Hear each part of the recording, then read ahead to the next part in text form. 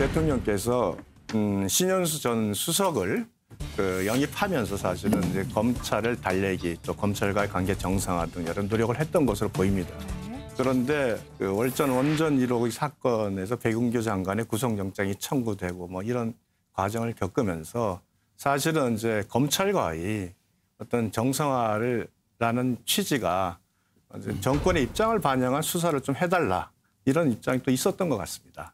그런데 이제 그게 이루어지지 않은 상태에서 민정수석에 대한 패싱이 있는 인사가 벌어졌고 중수청으로 인한 검찰 해체의 이 사태에서 이제 윤석열 총장이 반대를 하면서 강하게 한 거니까 바로 대통령께서 사의 표명을 하자마자 제가 알기는 5분 만에 서명을 했답니다. 45분이라고 발표는 45분. 네. 대통령 입장에서는 1월 18일 날 우리 총장이다라고 얘기했을 때도 개혁의 동반자로 봤죠. 근데 제일 그 문재인 대통령의 캐릭터나 이런 걸 보면 자기의 도를 넘는 거를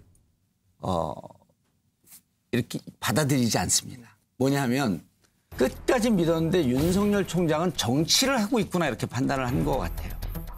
제 생각에는. 그래서 2일 날 뭐 언론사하고 거기 뭐 격정의 토로라고 이렇게 했더라고요. 격정의 토로가 아니라 정치인으로 발돋움하기 위해서 저는 말 연습했다고요. 옹알이 하기 시작했다. 2일 날. 그거 보고 청와대에서 지적을 했잖아요. 이거 옳지 않다. 내부적으로 얘기할 것과 외부적으로 얘기할 게 있는데 당신은 지금 정치를 하고 있지 않냐. 3일 날 대구 가서 보세요. 난 무슨 히틀러가 온 줄 알았어. 손 제스처 이거 딱 보고 야 저분은 과거에 괴벨스가 하던 짓을 하고 있네.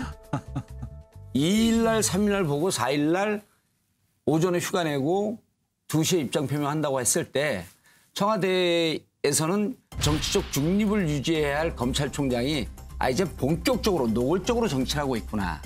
그럼 정치를 하고 있는 검찰총장의 사의를 어떻게 발견합니까? 그래서 제가 보기에는 지속적으로 이제 국민의힘은 다른 얘기하면 안 돼요. 윤석열 총장을 내쫓았다. 이렇게 얘기해야 되고 우리는 18개월 동안 자리를 줬더니 대한민국에서 가장 강력한 슈퍼카거든요. 그 람보르기니를 타고 다니면서 그게 자기의 능력인 안 줄 알고 대권 노름을 하고 있었던 거지. 근데 그런 검찰총장을 어떻게 사표 수리를 안 합니까? 사의 표명 1시간 만에 사의 수용을 발표를 했습니다. 근데 문재인 대통령은 윤석열 검찰총장의 사의를 수용했습니다. 불쾌감의 표현일까요?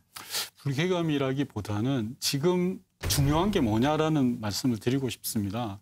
코로나19 상황에서 국민들이 필요하고 또 많은 피해를 겪고 있는 상황에서 정부가 해야 될 건 뭐냐. 이 혼란을 단기에 매조지 짓는 거다라는 생각이 듭니다. 그러면 대통령이 해야 될 일은 수습하는 거죠. 수습하는데 제일 중요한 건 속도전이라고 생각합니다. 그렇기 때문에 재빨리 이 사의를 수습했다라고 생각하시면 됩니다. 제가 보기에는요. 사실 쫓아내려고 그동안 얼마나 노력했습니까?